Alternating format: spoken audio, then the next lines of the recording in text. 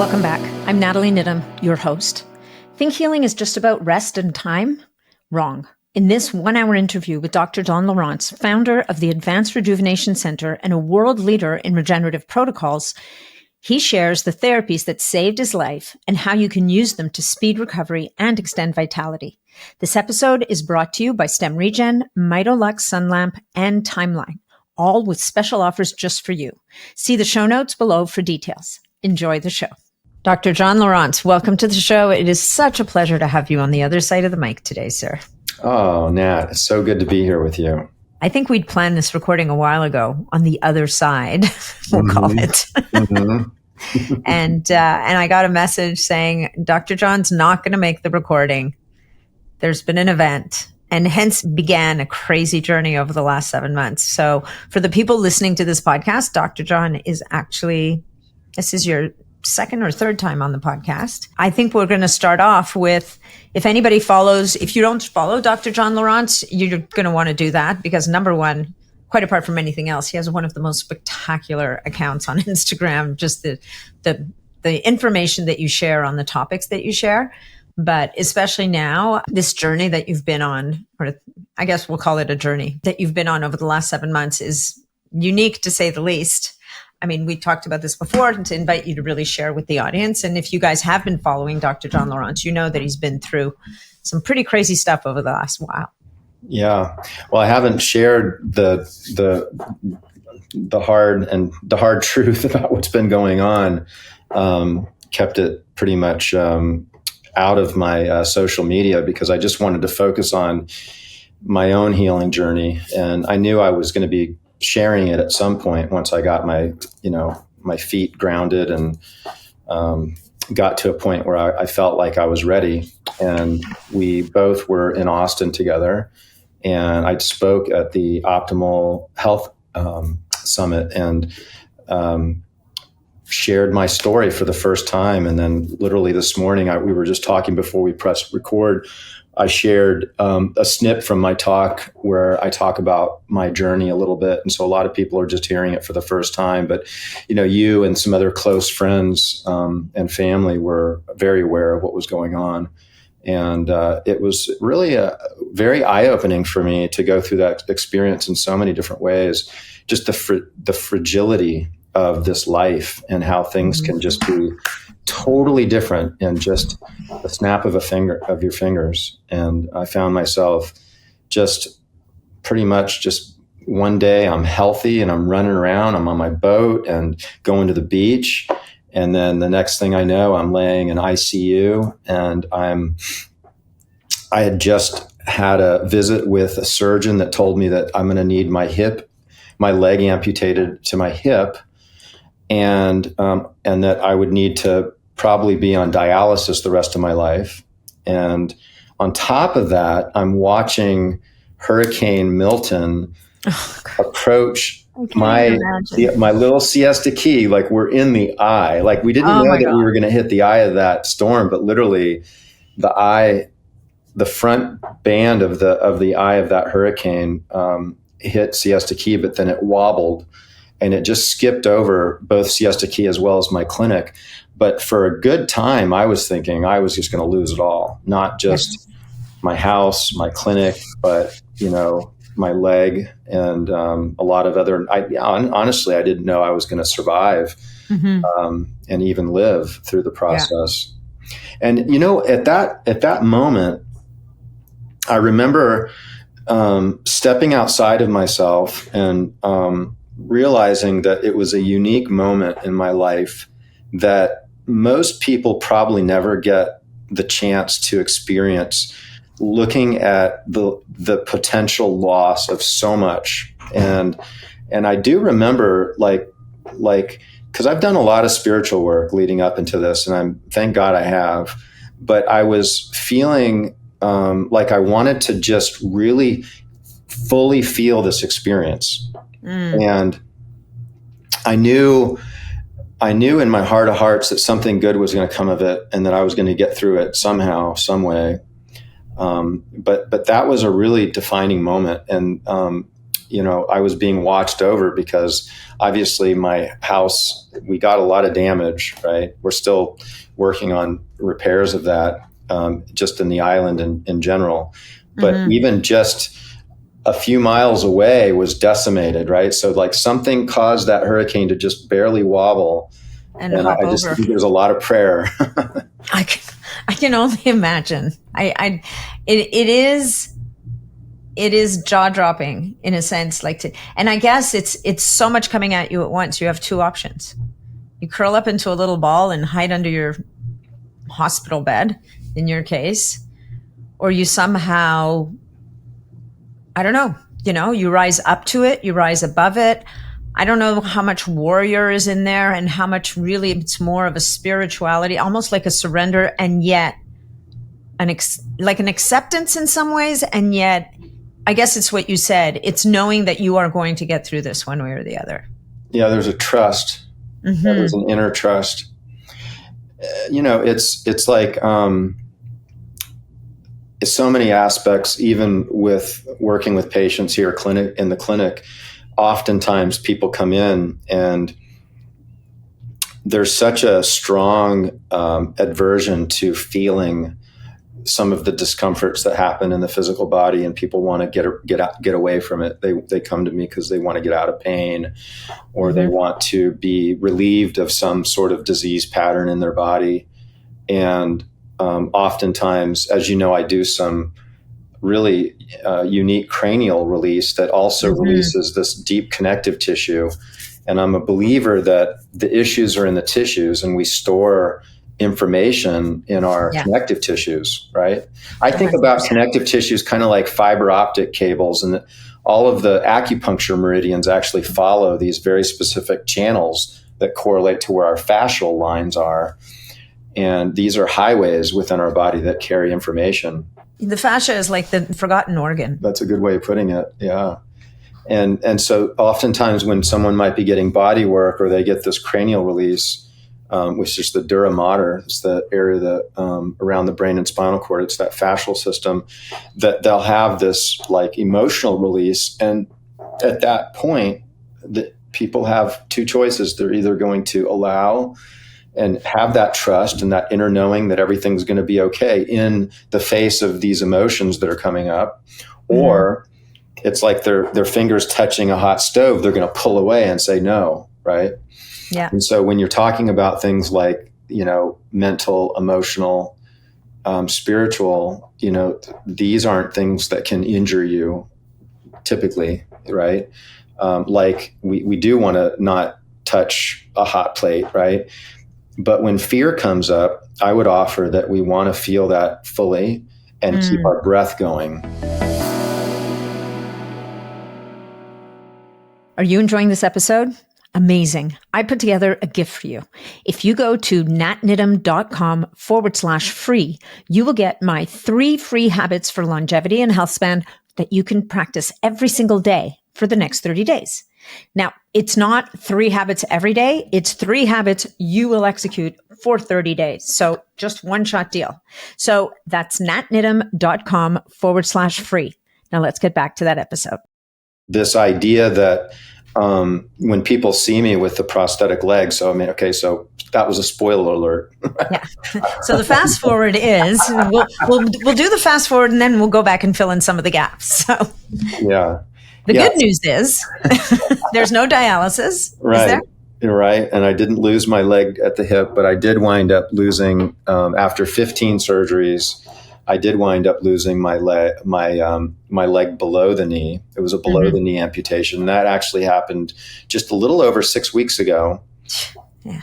And within, I remember the first day I got my prosthetic, I was up walking around, and they were pretty surprised. I think all the sporting things that I've done throughout my life has helped me have better balance. And then 2 days later, I jump on a plane and go to Austin, and it was a speaking engagement that I committed to before I got injured. So I committed to this like a long time ago, and I really wanted to go. I wanted to see you and all my other friends, and I was excited about. I was actually excited about getting up in front of a crowd with this new prosthetic and sharing, what's really going on with me. And everybody was just totally blown away. I think I was pretty surprised at myself as well. The loss of the leg was a huge loss. There is a lot of sadness. There's fear associated with, am I going to be able to take care of myself? And these are some really, these are some dark feelings. They're not fun really to experience. And so a lot of people questioning me, like, how can you be laughing and happy and joking and jovial and just walking around like normal with this happening? Like, I can't believe this. And one of the things I would say is that has helped me is to really allow myself to go there. If I feel a good cry coming up, if I feel sadness, obviously there's a time and place for everything, right? But if I'm in the apartment or my house and I'm by myself or with somebody that I trust, I just let it rip. I just go there and fully just, okay, it's time for me to sit down, just let myself meditate and just feel whatever comes up. And you feel that come through you, and then you feel great afterwards. There's this release that occurs. And it's kind of like this, like if you face the dragon, you'll get the gold, right? Yeah. And it's the things that we avoid that then we push into our body, and it gets a lot more energy. It's like a spring, right? We push it and we push it inside, and that spring just gets loaded tighter and tighter and tighter. And if you don't address that, it's just one day it's just going to explode. Yeah. That's been a real help for me. Yeah, no, for sure. The allowance of emotional release, I would say, would be one of the best antidote. Like with how am I going to say this? Not with intention and as it comes in the waves, but not allowing yourself to kind of get lost in it, right? Because essentially what you're saying, which makes so much sense, is by allowing for that release when it comes up and when it's needed, you hopefully prevent that storage of trauma in the tissues. But at the same time, you're moving through it as opposed to hitting a wall. Yeah. Well, if we hold our breath and we experience trauma, we really store that trauma in our tissues. The breath is a big part of it. And some people would even argue that that's in scripture, in the original Aramaic Bible. And that, Yeshua, who a lot of people called Jesus, but his real name was Yeshua, was actually sitting around with his apostles teaching breath work. This is the belief of some people that have really delved into that original scripture, and that the veil of the temple is the breath, right? That the unconscious mind, and you have the conscious and the unconscious. And if we can access that unconscious mind through the breath, then we have access to all of the mind energy that might be controlling a lot of our thoughts and our behaviors. And if you want to make some real changes in your life, you want to live in bliss and you want to be in harmony, we have to be able to really feel and experience those unconscious thoughts and go there, but don't live there. And that's a huge piece, right? Go there, but don't live there. That's a mic drop right there. So do you want to talk a little bit about your experience? Because I think that there's a lot people can learn from this, and you talked a little bit about there's a loss of control.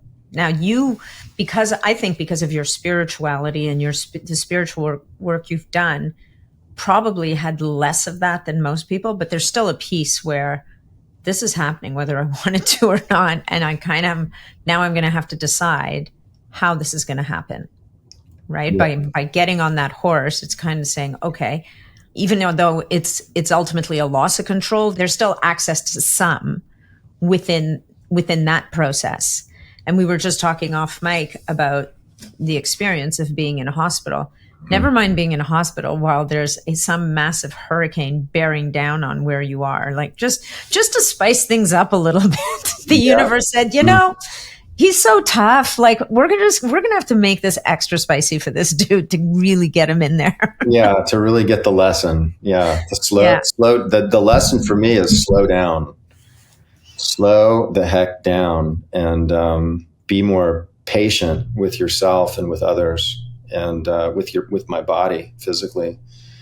But yeah, the hospitals. My gosh, I knew, but I'd never really been in the hospital like that before.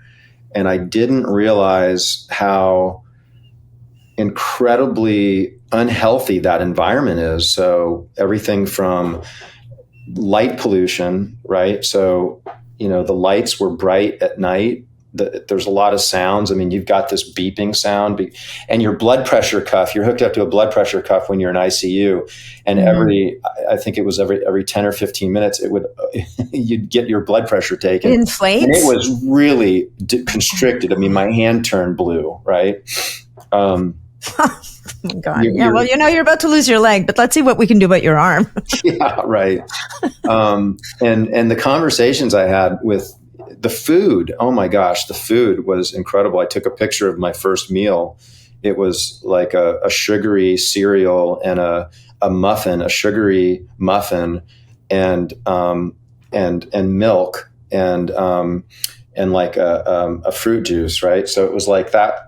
And I looked at it, and the nurse there, not all the nurses were really up on diet, but this one was. And I looked at it and I just said, "Are you kidding me?" And she says, "I know. Let me see what I can do for you." And she wound up getting me some turkey. Yeah. Yeah. I mean, this is what's happening in the hospitals. It's the diet is just a lot of seed oils, and it's a lot of ultra processed food and grains, and the sugar, a lot of sugary drinks. Mm-hmm. Well, and even the milk is probably pasteurized skim milk, right? So it's the worst iteration of milk you can even possibly imagine. Exactly. Yeah. There wasn't anything even the healthiest of meals, which you'd get a nurse to say, "Oh, this is really healthy," was just almost everything on the plate was really not healthy. It was all processed. Mm-hmm. And this is a place where we want to heal, and it's very difficult to sound. I mean, like you said, you can't really sleep, right? Like how important sleep is. And the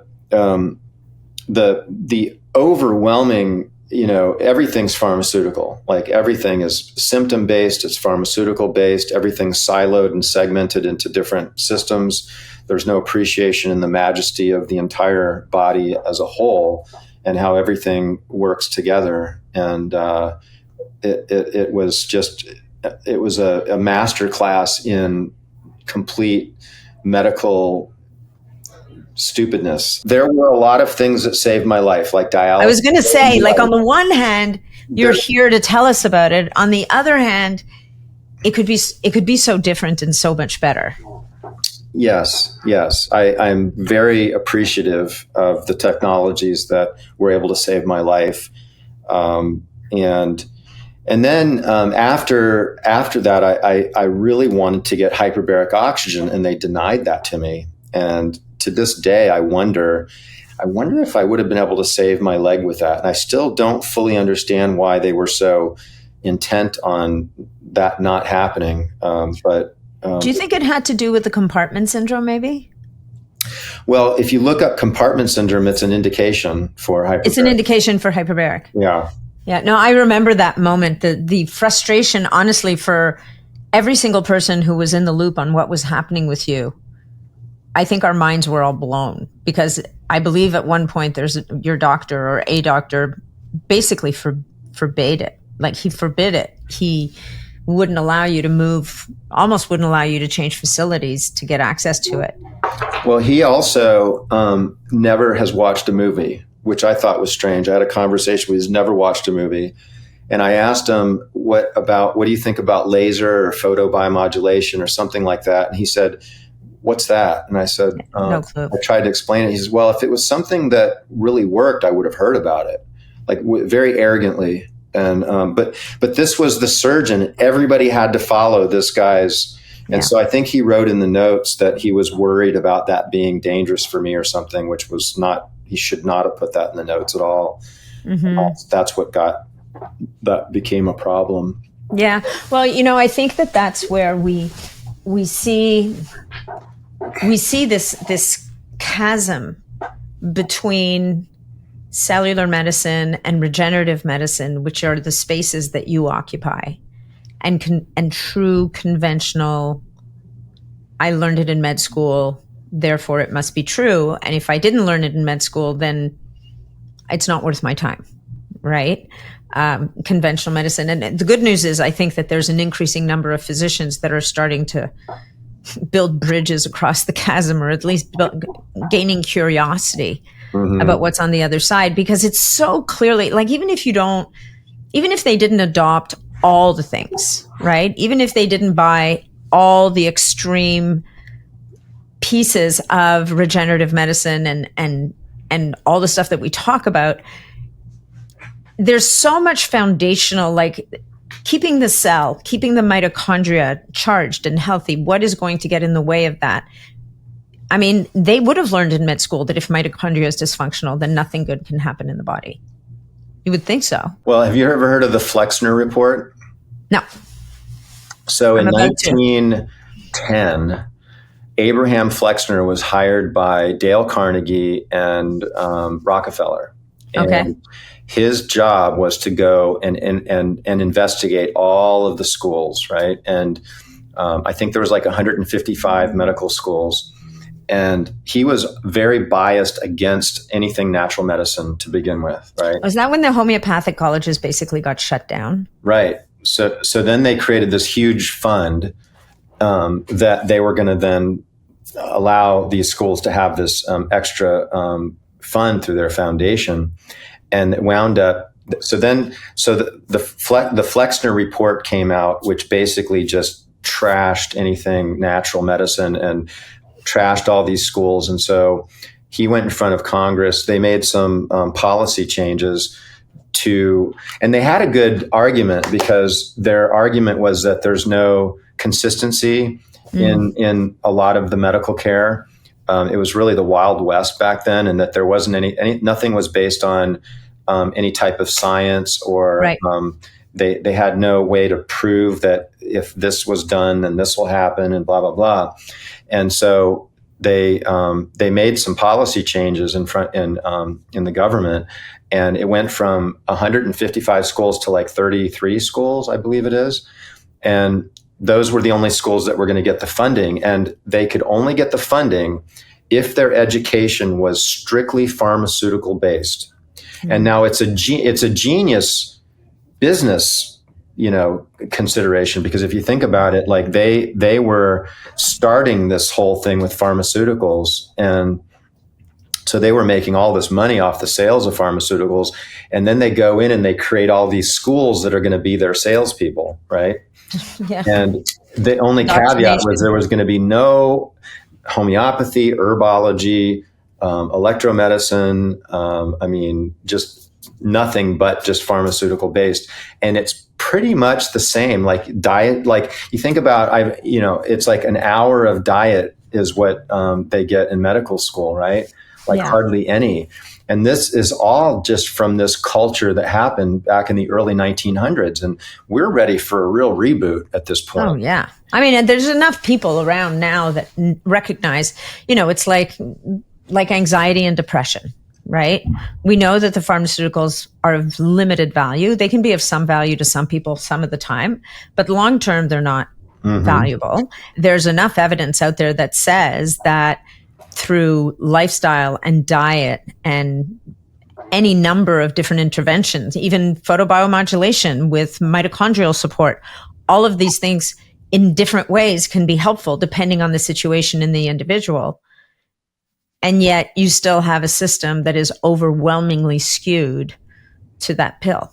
Yeah. And a population that wants to believe it because it's so much easier to get a prescription than it is to actually do all that crazy work for the hospital. And I know that you've said over the last several months, you've said, I'm going to use this experience to help people, right? So you're that guy. You're the guy that is faced with the dragon, the fire breathing, kind of warming up to nuke you dragon, and look him in the eye and go, let's have a conversation about this. Bring your fire right here. Okay, good. Actually, I'm going to start a nice fire. Let's use that energy over here. we're gonna use your superpower. We're gonna channel this superpower into something awesome. You also have said, like, this isn't teaching opportunity. I mean, how you had the wherewithal to have this thought, but this is going to be a teaching opportunity. Because until now, and for so many of us, we operate in this kind of bubble where people care about your mitochondria, people care about your cellular health, they care about your nutrition and your gut microbiome and all the things. You got thrown into the belly of the beast. And you came out of there saying, I got to be able to help people through these kinds of things in the future. And so it's only been a minute, so I'm sure you don't have that fully articulated as of yet. There's a few things going on in your world. But if you were to say right now to someone who's going into the hospital, do you have a list of things that you would recommend to people that might be helpful to them? I would say that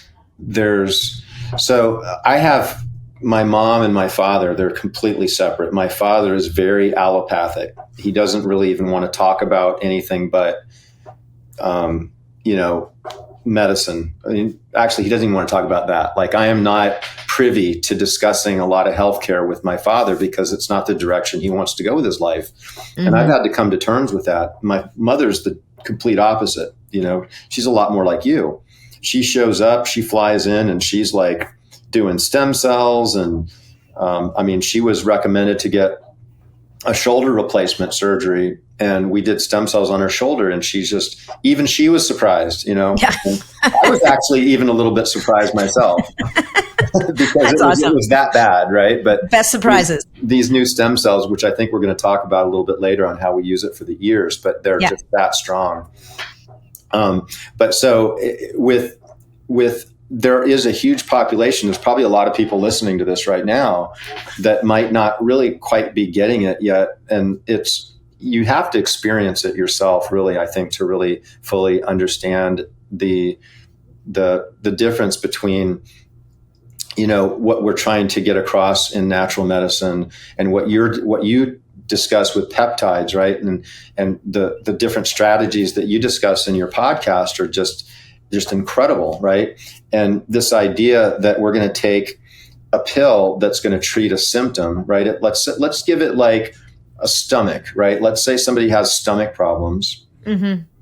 and they're having heartburn, and they go to the doctor, right? They go to an allopathic doctor. It's likely they're going to get something that's going to block the acid production in the stomach so that individual stops to experiencing the GERD, right? Because the acid's kind of coming up the wrong way. Where if that person were to come to me, I would be thinking in lines of maybe something like H. pylori, which is the most common cause of heartburn. And when you really study the function and the physiology that happens with digestion in the stomach, you take a completely different approach to treating the stomach. And I don't believe that they learn this in medical school. And I want to think in terms of, this is a great explanation. Imagine you go to this allopathic doctor, and he's going to maybe feel around in your stomach. He's going to listen to it, and he's going to take your history, and he's going to, take all this to an account. And then he's going to get a book, and he's going to open that book and look it up and plug all those symptoms in. And it's going to tell him, this is the diagnosis, and then these are the medicines that work for that. So literally the thinking really stopped as soon as they had the diagnosis, right? Where for us, once we get a diagnosis, the thinking really starts, because now we're thinking, okay, what's the cause of it? And what are some different strategies that we can use to actually correct that root cause? And as I mentioned, what really happens with a lot of heartburn is that the stomach acid, it needs to get very acidic for the valve on the bottom of the stomach to open and allow the contents of the stomach to release. And if that stomach acid doesn't get really low, I think it's about 2.0, then that doesn't happen. And so the stomach, even though it's acidic, it actually gets a bit sour, right? And then it kind of comes the other way. So one strategy is actually to take hydrochloric acid for heartburn. And I know that sounds very counterintuitive, but it's quite effective because that acid environment is not favorable for H. pylori. And so what you're talking about is the terrain, right? The terrain of the body, the terrain of your tissues is favorable for the manifestation of disease. Dis-ease is lack of ease in the body. Yeah. 100%. And, you know, even questions like how stressed is the person, which blocks the production of hydrochloric acid in your stomach, or what foods are you eating? Oh, you're having 27 coffees a day.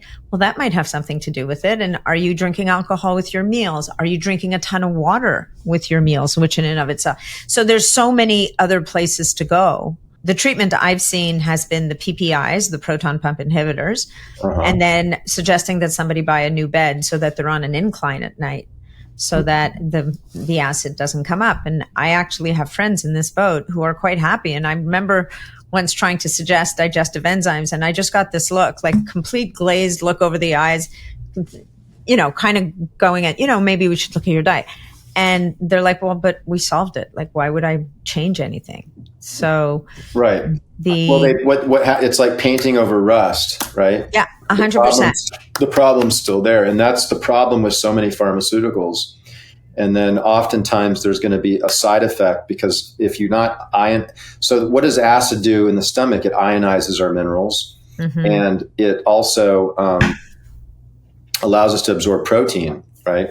And so what happens is that then we become deficient in certain nutrients, which then causes something down the road. And then there's another medicine, right? We 100%. Might start getting arthritis because we're having a lot of inflammation because of the poor stomach. And then you're going to go on an arthritic or an anti-inflammatory. And then that causes the stomach to be even more challenged. And then we have the average American, right? And they're on, I don't know, 6-8 medicines on average. And what's happening with the combination of all of those drugs? You know, that's what's a real concern. And there's been no studies on that. So we want to talk about being scientific. If we want to say, well, you know, but the medicines have been studied, they've been researched, it's scientific. I guarantee you the combination and the polypharmacy that most people are on has not been studied. It's not been researched. If you know someone who's on that number of medications, quite often they're on multiple medications for the same issue because the first one stopped working. And, you know, the doctor will recommend. I think my mom at one point was on 3 different blood pressure medications at the same time. And what really needed to happen was that they needed to be cleared out and maybe one brought in. So clearly the model is pretty broken. Finding yourself in the hospital is possibly, you know, if you need to have your life saved, it's going to help. But the getting out of that environment as soon as possible is probably the best case scenario for most people. Do you want to talk a little bit about, were you able to sneak anything in for yourself at any point, or at what point were you able to kind of call in the troops? Because the hurricane made things even worse. It's not like somebody could run home and make you when my husband had his hip replaced, I ran home, made a pot of chicken bone broth and brought it in and said, this is what you're going to eat. Right? Well, I didn't. I mean, I might have had like a couple of meals because I was forced to eat. Otherwise, I would either fast or I got a lot of vegetable drinks brought in, and, you know, a lot of really good food. And I had a cooler right next to my bed that, you know, I had access to good food. I had really, you know, my nurse, Amy, was bringing me like homemade chicken soup. And, you know, it was really, I had a great support. I know a lot of people probably wouldn't have that, but it was really something that really touched my heart too, as well as just having all of these people like yourself as well, just praying and just being there for me. And it was quite eye-opening to just really realize like how many people out there really, really cared, you know, and really wanted to see, was voting your victory and really wanted to see me get better. 100%. 100%. Let's move away from the system that's broken and move into the system that is evolving and growing and moving the needle on things that nobody ever thought they could move the needle on. And I don't know I'm going to let you drive the boat here. Where do you want to go next? Because I think that, there's one molecule you talk about a lot. And I think it's the first thing we ever talked about on this podcast together was methylene blue. Mm-hmm. And, my tongue is little leftover blue from this morning. I think you just slipped something in your mouth not too long ago. Blue, you can see the little bit of blue there too. So did methylene blue come into the picture for you? I mean, you were dealing with so much craziness. So when you take methylene blue, you pee blue, right? So they know. I was catheterized. I could not hide it, but I was able to fool them and tell them it was just the beet juice that I was drinking. So they bought that. Actually. They did? Yeah. I believe we call that the willing suspension of disbelief. Yeah. But yes, I had methylene blue brought in, and I was taking high dose melatonin, which I think really, really helped. But as soon as I got out of the hospital, I started on peptides. I had a little window where I went from one hospital to another one. And in that window, I had a very, very large, I had a lot of stem cells infused as an IV. And within a week, the lab work on my kidney function came back totally normal, and they couldn't believe it. They're like, "Wow, unbelievable! It doesn't look like you need dialysis anymore." And I was like, "Really? Yes, yes." And I was like, "Oh, it must have been that," because I literally only had like 24 hours that I came back, and I wound up staying here at my clinic. We've always had a lot of people travel in to see us, and we have a couple of apartments. So I built one of the apartments out so I could stay in it, and that has allowed me to not have to hire a home nurse because we've got it here. Got a whole team there. I've got a whole team. I've got all the hyperbaric oxygen chambers and the IV suite and all the different oxygen therapies and shockwave therapy. And so, two things. Number one, I think I'd love to walk the audience through all of these different modalities and how they can be helpful in a situation like this, right? But I want to back up to the methylene blue in the hospital and the high dose melatonin. And if you can maybe help people to understand how do you think these things helped? Or how would these things be helpful in a situation like this? Because a lot of people listening to this might not be super well versed in it. And so methylene blue, hopefully they've caught up enough to know that methylene blue is beneficial for mitochondria. But on the melatonin side, they might be like, what? So that's what you take to sleep in an environment where you can't sleep. But I think you elevate melatonin to its 9 millionth level here, where it goes way beyond sleep and into its true function. Yes. So great question. And this idea that the body has a wisdom to heal itself, and that oftentimes when we find ourselves when we've had that intense trauma that I had, or just a chronic disease pattern that's coming up, whether it's cancer or cardiovascular disease or autoimmune disease, or even just the aging process, right? If we're wanting to mitigate some of these things, we have to think about, our body's capacity to make energy efficiently. And that's the key word, is making energy efficiently, because that becomes much less efficient as we get older. And when it's not efficient, we're not creating the amount of energy that we need to adapt to our environment and to different stressors, or we're creating too much oxidative stress, which equals like inflammation in the body and extra stress in the body. And so when we have that extra energy, the body has this wisdom to heal itself. And this is the big difference between, I would say, somebody that's doing functional medicine or alternative medicine or holistic medicine versus allopathic medicine, because they don't really appreciate this wisdom and the healer within, right? Yeah, 100%. So when we look at things like methylene blue and melatonin, and these are both very neuroprotective. So for me, I had all this nerve damage, and I was looking to for it to heal back, but I was also wanting to protect it from, getting any further damage. That was on my mind. And sleep, getting better sleep with the melatonin wasn't the number one thing I was thinking of. It was more of, the healing that the melatonin would allow me to enjoy.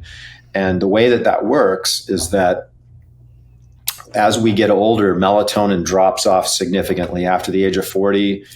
It just drops completely off. And then as we get to our later years, it's virtually non-existent. And there's not a lot that we can do to prevent that. Although it is good to pay attention to things like light pollution and, the different green and blue lights at night, which can disrupt your circadian rhythm, and honoring this rhythm that we go through every 24 hours, which when we're awake, our body has adrenaline and norepinephrine and these things that keep us up and moving around and being able to get things done, versus when we're sleeping. And this is this very, very parasympathetic nervous system, the resting and digesting, where the opposite is the sympathetic nervous system. So the primary hormone involved in supporting the parasympathetic nervous system, where you heal, is melatonin. Mm-hmm. So I really wanted to support that aspect of that healing phase.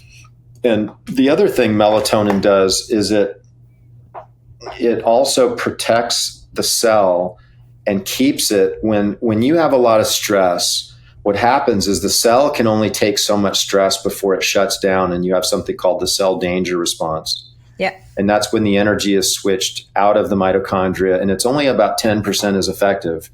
And so you have about 90% of an energy loss when that happens. And that's happening all the time. In fact, this is what cancer is. So cancer is when you get to that point where the mitochondria just doesn't function anymore.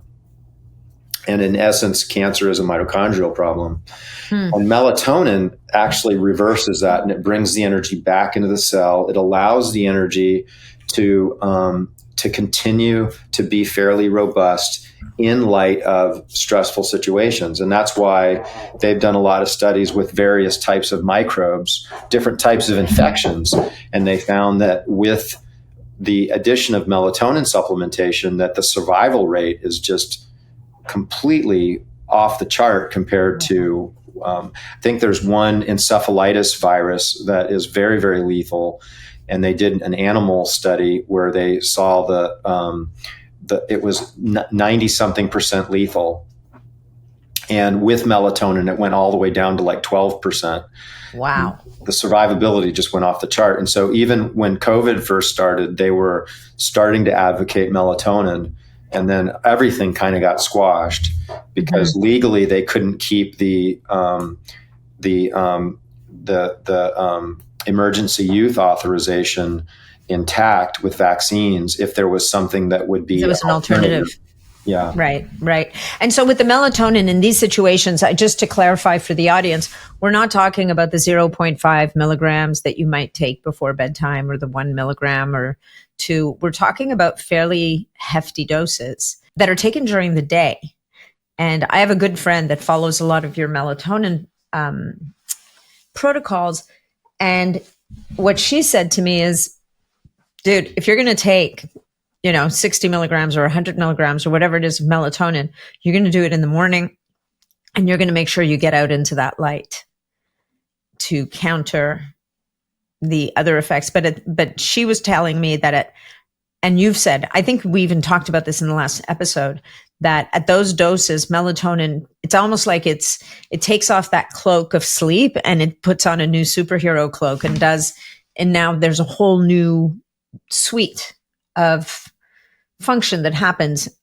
Majorly also, it's anti-cancer, right? And antioxidant. Like that's what you were just saying, like anti-cancer, antioxidant, very, very powerful hormone that goes to work in the body in very different ways. And there's no negative feedback loop. So a lot of naysayers will say, oh, it's dangerous because if you take melatonin, you might monkey up this situation in your body, right? And then so people, oh my gosh, I don't want to monkey that up.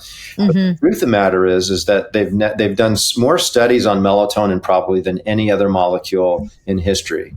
Yeah. And none of the studies have ever demonstrated any toxicity.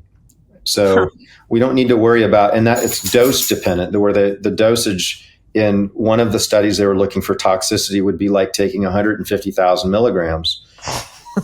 So they stopped the study because it didn't. Yeah, we're running out of melatonin, guys. We're done. Melatonin. We need more melatonin. Well, why don't we just stop the study? I think we're good. Get up to that level anyway. Yeah.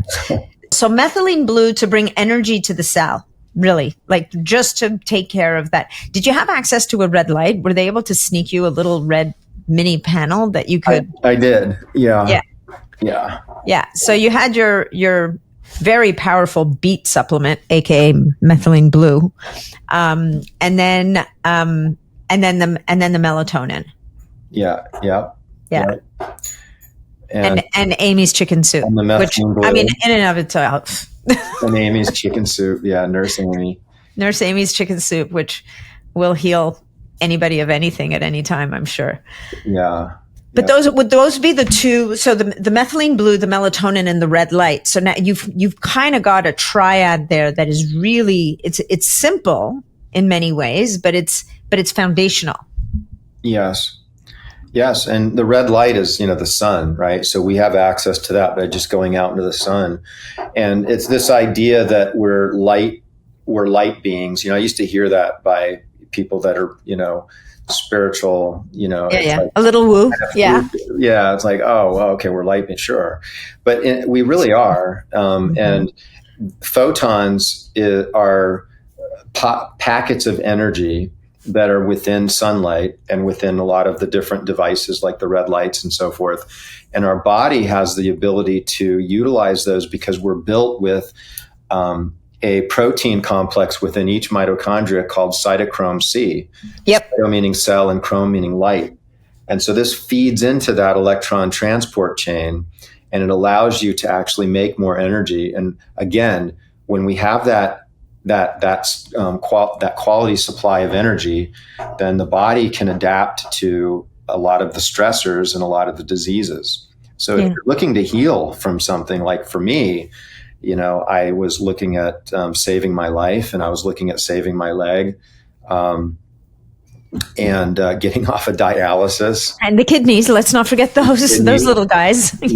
So I wanted to use these things, and they weren't available in the hospital. And when I asked, I asked about melatonin, and they did give me, I think it was like 5 or 10 milligrams of melatonin. Yeah. Which they would consider a pretty hefty dose. Now, the melatonin would also mop up those reactive oxygen species from the mitochondria that are now in overdrive, right? Yes. Which is why it's such an elegant combination, I feel. With the methylene blue, yes. Yeah. I agree. Yeah.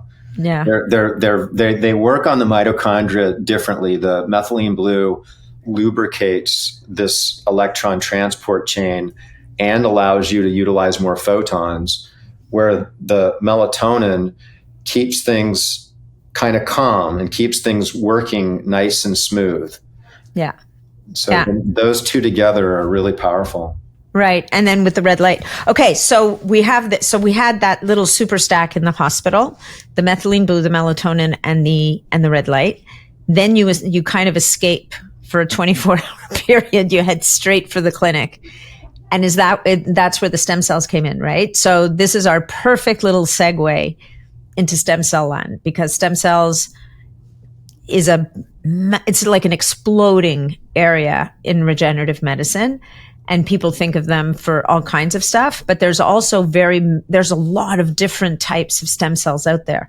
And you, over the last little while, like and it wasn't even that long ago, when I first met you in person, when I came to speak at that very first event, you were using V cells. And by the time I came back at the next event, maybe you were still using V cells, but since then you've moved on to a different population of stem cells. So maybe you want to talk about those things, the X cells. Yeah. Mm-hmm. Yeah. Kind of like the X-Men, only different. Yeah. Well, most everybody out there is using placental or perinatal tissue stem cells. And this kind of idea that they're the most youthful, that they're young. And so most of these are from like the Wharton's jelly is a really common form, or cord blood. Those are kind of the two top ones. And then people will leave the country. A lot of people going to Mexico and Colombia and Panama and so forth.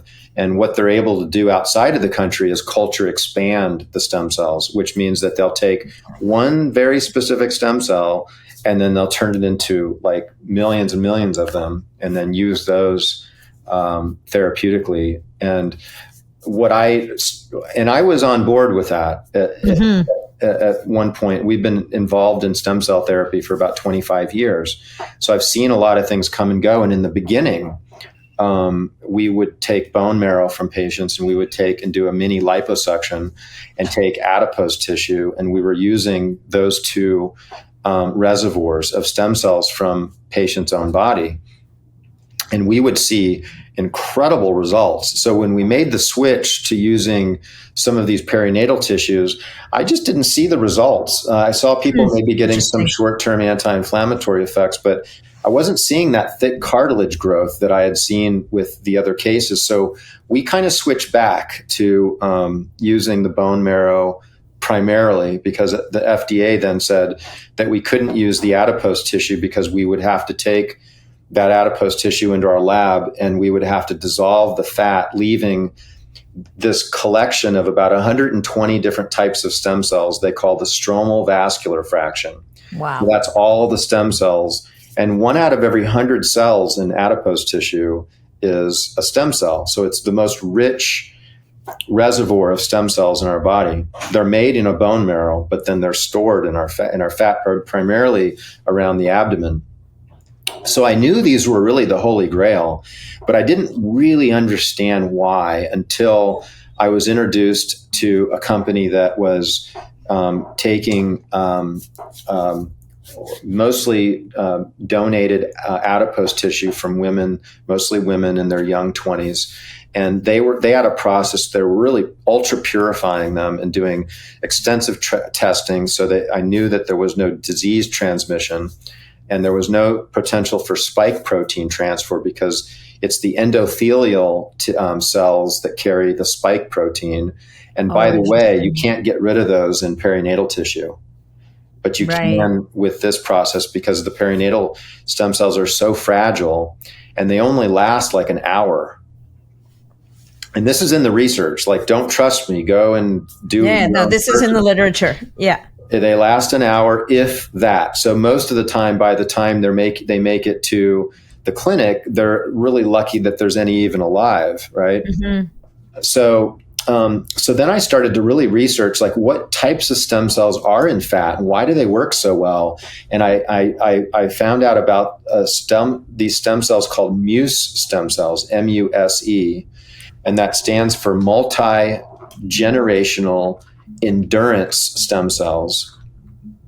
And I found out that they're anti-cancer, and in fact, they could be used with cancer patients. Where perinatal stem cells, you wouldn't want to do it if you had a diagnosis of cancer. And how do you know if cancer is not growing in an individual, right? I mean, there's a stage 0.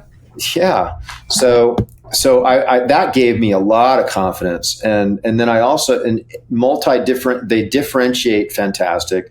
And the endurance component, because they last months. So you can imagine a stem cell living months versus an hour. Then I really it really got my attention. And so we've been working with this manufacturer that's supplying us with those.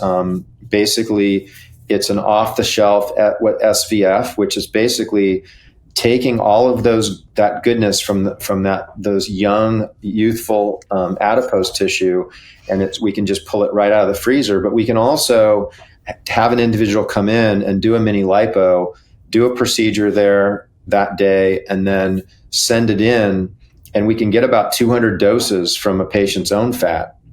So let's talk about those differences. What's the difference between using your own? Because it's funny about this fat, right? Because we get told that belly fat is very often is going to be secreting inflammatory cytokines, Toxins. right? And And we talk about how fat, the body sequesters toxins in the fat. So I'd love to, people might be sitting there scratching their heads going, well, how does this work? So let's kind of dig into that a tiny bit. We're getting rid of the fat. So yes, the fat can have toxins, but we're getting rid of that. What we're left with is just the stem cells. Just the stem cells. So there's no toxins left. And one thing that really made a lot of sense to me, because I've always been like, I've got a friend that's big in a company called Juice Plus, right? And their narrative was always like, you can take vitamin C, but if you eat an orange, there's all these synergistic nutrients like the bioflavonoids that cut the half-life of vitamin C down. Yeah. And so there's all these synergies. And then there was a study that they did out of UK where they compared people eating an orange versus taking vitamin C, and getting the vitamin C into the cell and absorption and utilization was way higher. And then orange, with taking the orange, right? Yeah, because the whole food, for sure. The idea that the whole food was a better way to get your minerals and your nutrients versus taking isolates. And then the same narrative came with cannabis, right? Versus an isolate, 100%. A CBD isolate versus a full spectrum.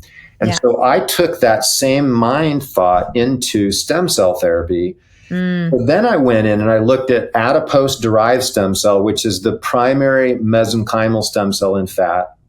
And I found a study where they compared if they isolated that adipose-derived stem cell to the stromal vascular fraction, basically the full, repertoire of all the stem cells in the fat. And they compared the two together, and it was like night and day. The results were way better with that full spectrum, with the Muse stem cells and all the other stem cells that are involved, that are present in fat. And you got the same conversation with bone marrow, right? And that's why I saw such better results with using what God meant us to heal with, right? It's, I love that you're saying this. I know that you use Muse cells from donors as well. But a lot of what you're saying here is also that there's power in the autologous stem cell population, in your own stem cell population. And maybe there's elements that we don't even know, right? Maybe there's a cohort of nutrients and supportive molecules in there that haven't even been identified yet, that are synergistic, that speak to your body in a different way than somebody else's stem cells will. The majority of the therapies that we're using here is where we get it out of our freezer, and it's somebody else's stem cells, right? Yeah. But it is the full collection of the way God intended on your body. Like a full food. It's the whole food. Yeah. Yeah, because if you injure yourself, what happens is that you bleed, and so your blood is liquid, and it goes into all that damage, and it turns solid, right? It's a clot. And those platelets, they release these different chemokines and these different signaling molecules that tell the stem cells to come into that clot. And then they start to differentiate and multiply and turn into a variety of different types of tissues, right? If you have a really bad broken arm, you think you've got everything from skin to fascia to bone to hair. I mean, all these things, blood vessels, all these things, this whole variety. Muscle, connective tissue. Yeah. All the things. And so the body does that on its own, but then all of a sudden, a lot of times we're left with damage in our body that doesn't heal. And the reason is because it's those areas of our body that's too dense. So the body it can't bring in the groceries and take out the garbage, so to speak. It's that circulation. It's the cartilage that's really, really dense. It's the fascia and the connective tissue and the tendons. But then we also start to get into these conversations with, I know you wanted to talk about the work that we're doing with the inner ear, right? Yeah, which is a whole fascinating area, and it's a conundrum. It's one of those things that people accept that their hearing is going to go. It's going to go. That, that ringing in your ears, some people accept it, and some people just kind of go, oh my God, that ringing in my ears is driving me mental. And I think if you stop 10 people on the street, somebody, like, of those 10, an overwhelming majority is going to have some kind of a hearing issue, whether they acknowledge it or not. Oh, yeah. And they've found that even mild to moderate hearing loss can create where you have 5 times more likely to develop a degenerative neurologic disease. Yeah. Because it's processing, right? Your brain wants fuel and activation, right? Mm-hmm. And when we're hearing things, we're communicating with other people. They're just that's super important for our brain to be activated continuously for it to be healthy. And, I got to tell you, like, I've been practicing as a naturopath and a functional chiropractic neurologist for 30 years. I can't believe it. It's been 30 years. That's wild. You don't even look that old. Thank you. All these stem cells, right? But we'll go back to the stem cells in a minute. I just think this is an interesting piece of the puzzle, an interesting little sidebar. Yeah.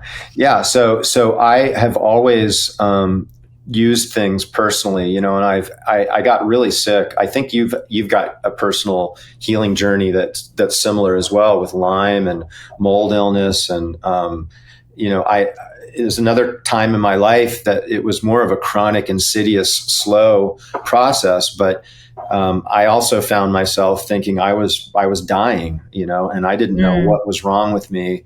And I was searching, and this was close to a decade that I was searching, and no one was giving me answers. And I finally tested myself for Lyme, and I had Lyme. And then afterwards, I found out that I had a lot of mold illness, and there was mold in my house. And this started this whole journey. But part of that was it went into my ears, and I had terrible tinnitus. And I really wanted to find a cure for that. And I found a doctor in Germany doing this laser treatment called Lumamed. And I traveled out there to Baden. Well, he's in Baden-Baden, but then I went to this place it's a neighboring town called Schwarzwein. I'm probably butchering that. It's okay. None of us know. There might be the odd German in the audience who's like, oh my God, I can't believe you just said that. The rest of us are oblivious. So you go. Well, I apologize for butchering the name of that town. There's probably nobody from that town, though, that's listening to this podcast, because it's probably not a tiny little town. And it's not a touristy town at all, but there's a doctor there that I went to see, and I wound up really not getting any results. And it was a bit of a waste in that sense. But when I was over there for 5 weeks too. I really committed myself to giving this an opportunity. But I had posted on Facebook that I was over there, and one of my patients said, hey, there's a doctor just by you that's doing this laser treatment. And in fact, she told me all about this guy even before that. And she said that, you ought to reach out to him. I reached out to him, and he just said, come on over. And I went to visit with him, and we really hit it off. And I opened the first Lumamed practice here. Really, we just started offering the procedure at our clinic. And this is about 15 years ago now. And So what is Lumamed? Tell us.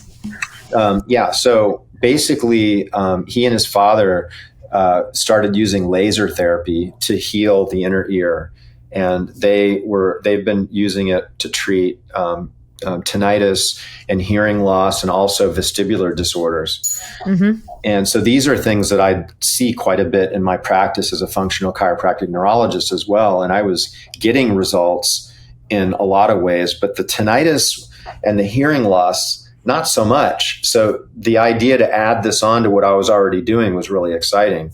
Mm-hmm. And so we did that for about 12 years. And then about 3 years ago, I had a patient, almost a similar thing, where a patient found something and then let me know about it. And they found this doctor in Korea, South Korea, Dr. Mimbo Shim. Mm-hmm. And this guy was not only doing the treatment, but he was doing research and studies. So I went to his website, and he had studies that he had been treating hearing loss and tinnitus and getting results with bone marrow and platelet-rich plasma, where we had kind of talked about how the blood has healing potential as well. And so this idea to take the blood and spin it down and use what's called platelet-rich plasma, it's actually a fairly common thing to use. We use a lot of that in my clinic for a lot of orthopedic issues as well. Yeah. So he was using these for the ear. And so I called him up and he said, to talk about a synchronicity, he said, I'm going to be in Orlando in 6 weeks doing a presentation, and I'm going to Sarasota because my daughter lives there because she's going to school. Come on. Get out. Yeah. That is crazy. I'm telling you, if you just let things happen, and stay in gratitude, things just fall in your path, Wow. And this is what happened with this. So he said, I'd be happy to come out there and train, you and your staff. And so we did that 3 years ago, maybe more now, maybe even 4. And so then I knew that if I put these two things together, that I was going to have some real magic. And lo and behold, it has just been incredible. And so we now have, we even have a nonprofit foundation that's really just all about doing research within LumaMed, and we call it Sunave. And the word Sunave in Hindu means hearing. And I wrote a book. I released that book last year. Yeah. For those of you on YouTube, I'm not on YouTube. I'm holding up the book. It's a beautiful book, by the way. Thank you. Yeah. And so I have all kinds of different great strategies on taking care of your inner ears, because it really is a mitochondrial conversation, because the inner ear is the canary in the coal mine for mitochondria. Your inner ear, the cells in your inner ear are so metabolically sensitive because they always have to work. Even think when you're sleeping, your ears are still processing sound. Mm-hmm. That's a survival thing, right? From the good old days when you were worried about a saber-toothed tiger coming along and having a late night snack. Exactly. Yeah. Yeah. So the inner ears are very fragile, and when we start to have a diminished energy, life force, mitochondrial function, we'll start to have problems with our inner ear. And it's normal and it's common for our hearing to decline at a certain rate. And by the time, if you were to live to the age of 100 or more, you're not going to be hearing very well at all, because that's just the way things are. And unless you do something to support those cells in the inner ear and take care of your mitochondria, this is going to be your path. Okay, this is a question I've always wanted to ask you and never got a chance.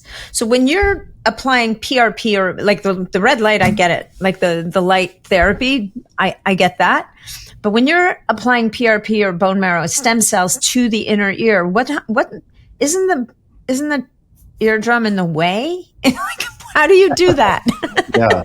Well, so this is ear physiology I never actually got to. So. Oh, it's a great question. Yeah. Because you want to think that, hey, if somebody's going to stick a needle in my ear, is that safe? Right? Because it sounds really totally unsafe. Well, I mean, clearly there's a way, but I'm just curious about what is that way?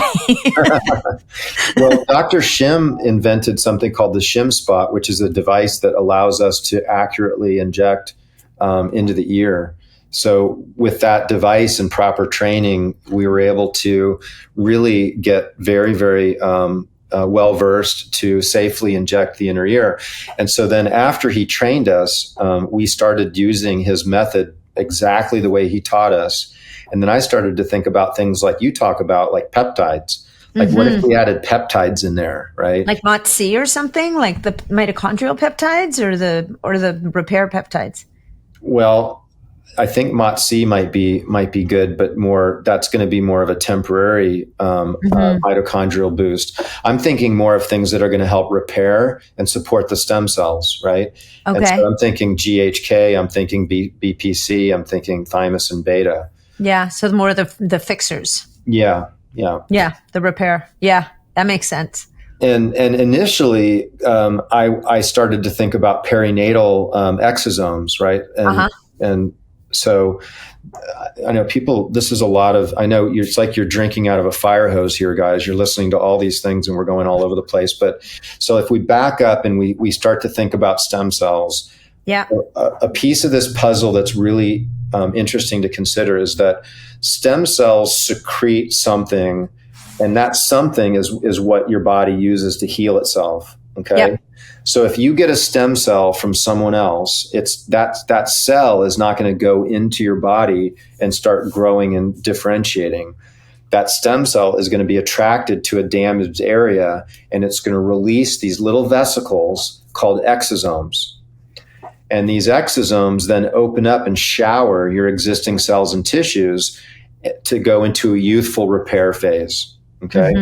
Love it. So we were using these perinatal exosomes from perinatal stem cells initially in our treatments with the inner ear. And then when we started using the X cells, we added that in, and that's when our results just went absolutely incredible, especially with tinnitus, because we weren't getting the results we wanted with tinnitus. The hearing was doing really well, but the hearing is even better than it was. So I really feel like where we're at right now with what we're using for our injection with the combination of the peptides and the X cells from the adipose tissue, and then adding the laser and the photobiomodulation, having people take methylene blue, taking that orally. And then the last piece of the puzzle for us was realizing that tinnitus is not only from the ear, but it's from the brain. Yes, I was going to ask about that. Yeah. Please tell. And it makes sense because what you said earlier, right? Hearing loss contributes to a much greater chance of developing cognitive issues down the road. Exactly. And so it makes sense that besides, it makes sense. I mean, your ears don't operate by themselves, just like as these little attachments on the side of your head. So talk to us about the brain.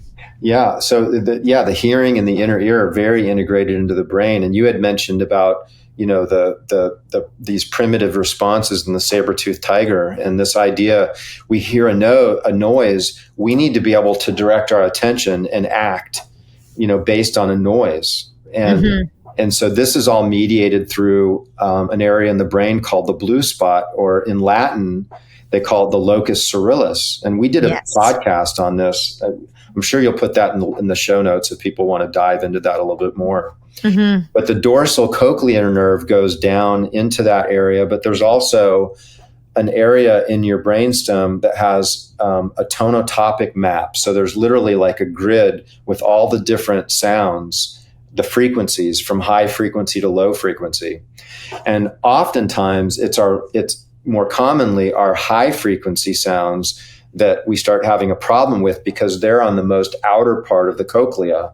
So when the sound comes into the ear, it hits that first and it starts to deform these things called hair cells, which is what vibrates and gives us the sensation of sound. Mm-hmm. So, and that's generally where we start having tinnitus, because those hair cells get damaged and then they start to produce less sound for us to enjoy. And there becomes a sensory mismatch. So what we're perceiving in our ear versus what we're perceiving in our central nervous system and our brain is different. And that sensory mismatch is what can allow for someone to experience tinnitus, even though their ear might heal up, right? So the ear might. So we were doing the stem cell treatments and we were doing the lasers, and we were still seeing some issues with tinnitus and not seeing the full beauty of the results that we're enjoying today, until we added what's called the brain protocol, right? Which I believe we did that with you when you were here. Which one? Yeah. The IV, where we did the infusion, where we used the methylene blue to supercharge the stem cells. Yeah. And then we did the IV. I think that was the first time. Yeah, the IV. And then you use the laser to direct the stem cells to the brain. Exactly. Yeah, that's it. And so when individuals come in for the Sunave, we also do this very high dose of stem cells for the brain and treat the brain as well. In the book, you don't always only talk about these things. You do talk about some of the other things. So for people who are listening to this, who need some time to organize their trip to Sarasota to come see you to get their ears managed, fixed, what are some of the other modalities that can be helpful for the ears and for tinnitus? You talk about them in the book, actually. I think, is there a short list of things that you would recommend people think about exploring until they can get to you? Well, I really feel like the work that you're doing with peptides could be really, really helpful. The level of inflammation in the body is really going to cause a suppression of that mitochondrial function through that cell danger response. So anything working on the gut, working on your stress levels, mental, emotional stress levels are really a big deal. They tend to have a big correlation with issues with the inner ear. We hear stories like people, they lost a loved one, or maybe they got divorced, and then they jump into an airplane, and then all of a sudden, like, oh, from then on, my ears, I got tinnitus and my hearing went down, because you're kind of combining and stacking that mental, emotional stress with some sort of physical stress to the inner ear. But right. Being mindful of loud noises. I mean, we live in a very, very loud environment with all the technologies that we have these days. Even like when you go to the grocery store and they're scanning things, that beep, I've tested that, and that has tested as high as 90 decibels. Really? Yeah. And then That's when crazy. We fly, it's so loud. Our theaters, when you go see a movie these days, it's ridiculously loud. So wearing earplugs and protecting your ears is very, very important. I found that noise canceling headphones on planes, invaluable. When I figured that out, it changed my life.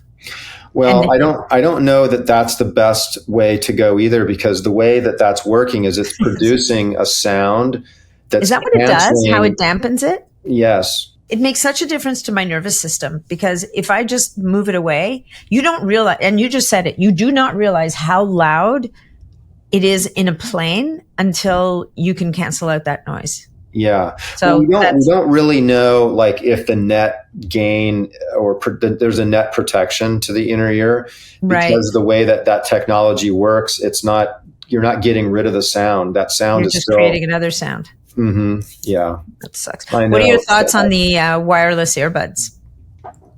Yeah. Or over the ear, headsets. Yeah. Well, I use the over the ear, but do you have an opinion? Because a lot of people, so many people now, people are walking around looking like cyborgs. I've stayed away from the wireless, the AirPods or whatever they're called. What are your thoughts on those? I think that it's possible that these wireless devices could be contributing to stress with the ear, because those EMFs are so close to such a fragile, because we know that those have a detrimental effect to the mitochondria. So it just makes sense that chronic use of these wireless, earbuds and headsets could be a problem. So really the best, and it's the same conversation with hearing aids. With hearing aids, you're amplifying the sounds in your environment. You're just making it louder. you're putting more stress into the ear. Yeah. And so I guess to that end, to your point, earplugs would be the best solution, just like a mechanical stopper to keep the noise out. In the book, you also talk about hyperbaric oxygen, and and interestingly enough, there's a section there and a beautiful picture of you with our friend Ben Azadi talking about being metabolically healthy and fasting. Do you want to just touch on those quickly before we ease our way out of the podcast? Yeah. Well, the ketogenic diet has been shown to be very supportive to the inner ear and improve tinnitus and improve hearing. Really? And I really feel like this has a lot to do with, besides improving and allowing more metabolic flexibility, where you can get energy from both carbohydrates and proteins and fats. But also, I believe that diet for a lot of people lowers inflammation in the system quite a bit. Mm-hmm. I believe that. I was hoping you would say that, because I do think that's one of the mechanisms of action. And fasting would fall right in there as well. Oh, for sure. The anti-inflammatory. That's all part of what I call the sensory rejuvenation protocol, which is in the book, by the way. I know. There's also the Ganesh protocol. I don't think we're going to get to that one, but I did mention hyperbarics. So how would hyperbarics be helpful? No, that'll be the last one. Yeah. So, hyperbaric oxygen really supports cellular health, and oxygen is a real important molecule for the the mitochondria. And, it kind of goes into the same narrative. When we have energy, we can adapt to stressors and we can mitigate diseases. So I'm just going to tell you guys, get the book, because the Ganesh protocol, first of all, the whole Ganesh concept is very cool. And there's so much gold in this book. Even if you can get out to see Dr. Lieurance, then I just think it'll change your life. Like at the clinic, first of all, just the clinic, it's the physical space will be different than anything you've ever experienced. It's filled with beautiful art. The light is beautiful. The people are amazing. The sensation is amazing. The smell is like, it's just the word clinic. It's a healing center, or maybe you call it a rejuvenation center. It truly is, in every sense of the word, a very different space than anything most people have been in. So if you can, head over to Sarasota, and it's beautiful over there. But if not, this book, there's a lot of great information in here. And if anybody's having some problems with their ears, we do consultations. You can send us an audiometric evaluation, and we can do a consultation with that. So you can find our clinic at advancedrejuvenation.us. And you had mentioned about social media. I'm not on Facebook a lot, but I'm on Instagram. I don't think anybody is anymore. I don't either. Anyway, but you are on Instagram, and is it Advanced Rejuvenation, or is it Dr. John Lieurance, or is it both? Both. Yeah. Okay. Yeah. Yeah. At Dr. John Lieurance. Yeah. And also Dr. John has an incredible book on methylene blue. And there's the third one. The third edition is, it's in the Amazon account. I just need to press publish. I think what we're going to do is we're going to do like an official launching. But yeah, this is the third edition. There's a lot of really great new stuff in there. And there's a lot of misinformation that's being put out there. Oh. Methylene blue. I wish we had more time to really get into that. Maybe we can do another follow-up podcast and 100%. Yeah, 100%. And I mean, one thing is true about methylene blue is quality is critical. And as it is for so many things, but definitely for methylene blue. And your methylene blue products are next level. Like there's silver in there. It's not just methylene blue. There's a lot. I have my little thing in the fridge, and I go for it every once in a while when I need it. I just I cut myself a little square. Uh-huh. I just love it. And I pee blue for the day or the next day. And I do find sometimes when I take methylene blue, it's like my body seems to use more of it. Mm-hmm. And I don't get as much of the blue urine doesn't last as long. So anyway, Dr. John, if you were going to leave us, the audience, with 3 pieces of wisdom from you, and, maybe from your life experience that you've just gone through with grace, I have to say, it's quite something to see you having moved through that the way that you have. So do you have 3 gems to share with the audience? Well, I think, facing fear, facing things that are uncomfortable, that would be, number one. That's been a big lesson for me. You had talked about the Ganesh. I would say taking care of your doorways, specifically the nasal passage. A lot of people don't talk about that a lot, but doing something within nasal hygiene nobody talks about. I think that's really important. We'll do that next time. And then, getting out and not wearing sunglasses so much. Let there be light. Our eyes were meant to absorb light. Maybe not out in the middle of the day if you've got sensitive eyes, but don't be afraid to take those sunglasses out, in the earlier part of the day and the later part of the day. Thank you. That's awesome. I can't think of, I've lost count of how many thousands of dollars I've probably saved not losing sunglasses over the last 10 years since I stopped wearing them. Yeah, me too. Quite apart from anything else. Dr. John, thank you so much. So once again, if you could just give the URL for the clinic, and then where people can find you on social media.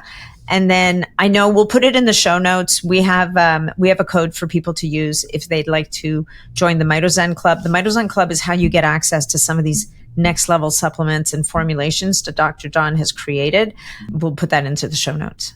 Awesome. Yeah. advancedrejuvenation.us. We actually have a website where it gets into a lot of the details with Sunave. It's sunave.com. And then Instagram, check me out. I'm going to be posting a lot more about my journey now that I've let the rabbit out of the hat, so to speak. 100%. Matt, thank you so much for having me. Thank you. It's a pleasure. I'm sad I missed you last weekend, but I'm sure we will run into each other again real soon. Thank you. Yes, absolutely.